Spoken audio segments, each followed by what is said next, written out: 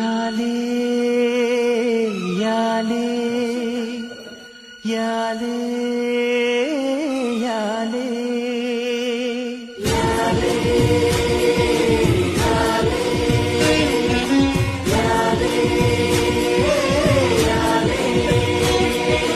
ಅವಳೊಂದು ಅಂದದ ಉಯ್ಯಾಲೆ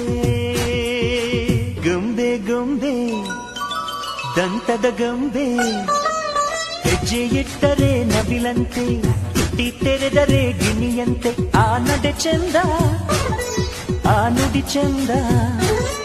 ಆ ನಗು ಚಂದ ಆ ಗುಣ ಚಂದ